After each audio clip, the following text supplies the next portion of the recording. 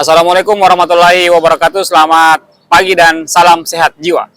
Ketemu lagi bersama saya dengan Ega Sulfar di channel YouTube saya yang membahas terkait dengan GERD, anxiety dan psikosomatis. Hari ini saya berada di lingkungan dekat kantor pemerintah.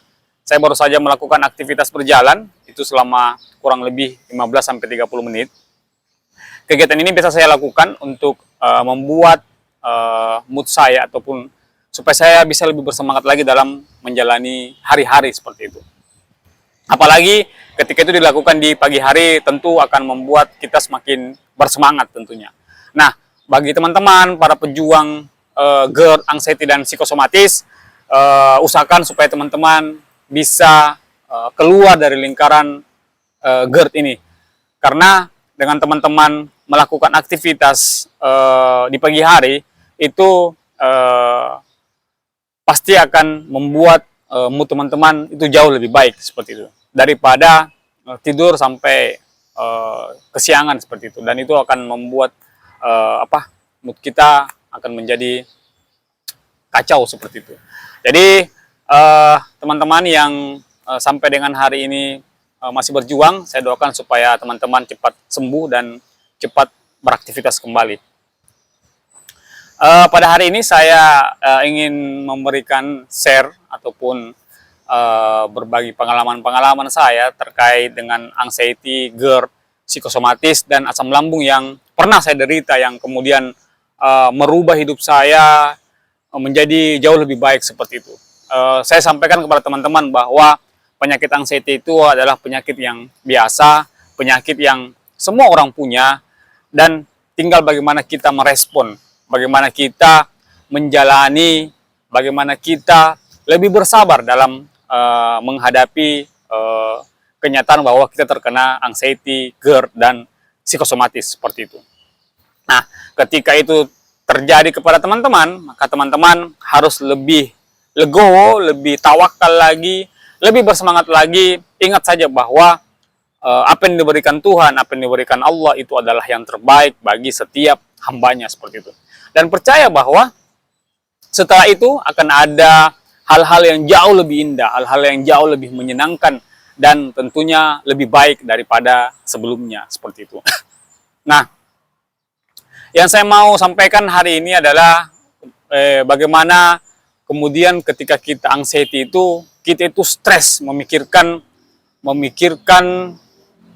penyakit, kita itu stres memikirkan penyakit serius seperti itu.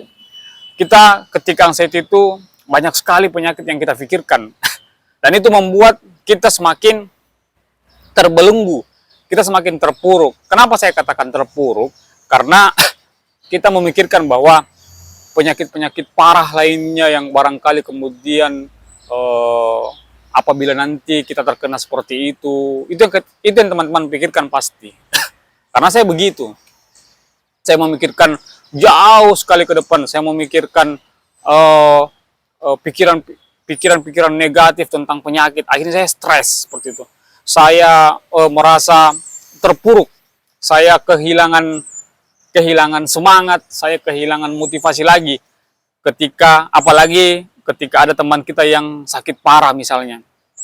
Misalnya ada yang divonis ginjal, ada yang divonis jantung, ada yang divonis stroke, ada yang divonis diabetes, ada yang divonis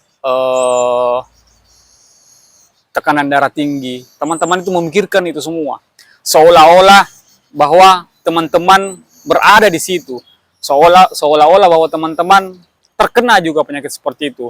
Padahal ketika teman-teman memeriksakan diri ke dokter, itu semuanya normal, semuanya baik.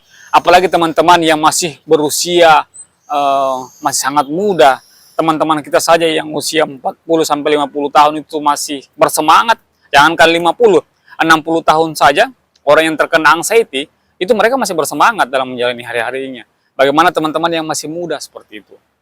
Jadi jangan stres memikirkan penyakit-penyakit yang berbahaya lainnya. Apalagi googling, apalagi mencari-cari di internet tentang ciri-ciri penyakit-penyakit yang berbahaya itu. Karena ketika orang terkena sensasi anxiety itu, semua ciri-ciri penyakit berbahaya itu ada pada penderita anxiety. Yakin dan percaya. Karena anxiety itu 1001 macam sensasi di dalamnya. Banyak sekali seperti itu. Dan semua gejala-gejala penyakit berbahaya, penyakit berat lainnya, itu ada di anxiety. Dan intinya ketika teman-teman memeriksakan itu ke dokter, dan dokter bilang normal, jangan sampai itu membuat teman-teman menjadi terkungkung gitu. Sudah dikatakan normal, sudah dikatakan sehat, terus teman-teman masih tidak percaya. Terus teman-teman mau apa seperti itu? Saya pun dulu seperti itu. Saya ganti-ganti dokter. Dokter bilang bagus, dokter satunya lagi bilang bagus. Semua ada hampir 5 sampai 6 kali, semua bagus. Barulah saya percaya. Seperti itu. Kalau teman-teman anxiety itu susah untuk percaya. Karena dia lebih mempercayai pikirannya sendiri daripada dokter gitu. Dan dia lebih sensitif sama ucapan-ucapan negatif daripada diberikan semangat. Misalnya teman-teman menyampaikan kepada dia bahwa kenapa kamu kurus sekali, kamu lagi sakit ya. Itu pasti kepikiran sepanjang hari yang membuat hari-harinya itu menjadi tidak produktif, menjadi buruk seperti itu.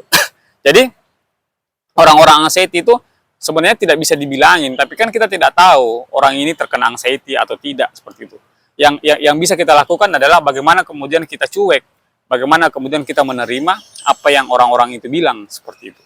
Jangan lagi kemudian teman-teman secara tidak sadar, tidak sengaja menyampaikan hal-hal yang kurang bagus, kemudian kita penderita anxiety itu cepat tersinggung atau marah seperti itu.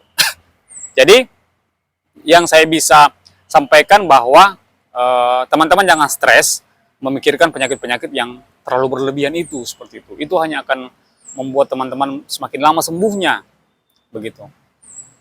Saya dulu kayak gitu, stres memikirkan penyakit-penyakit berat, dan ternyata tidak. Itu masih jauh. Memang yang namanya kehidupan itu kan, kita semakin bertambahnya usia itu kan kondisi kesehatan kita kan semakin menurun seperti itu. Jadi kalau teman-teman stres memikirkan penyakit-penyakit ini dan itu akan semakin membuat teman-teman menjadi lama sembuhnya.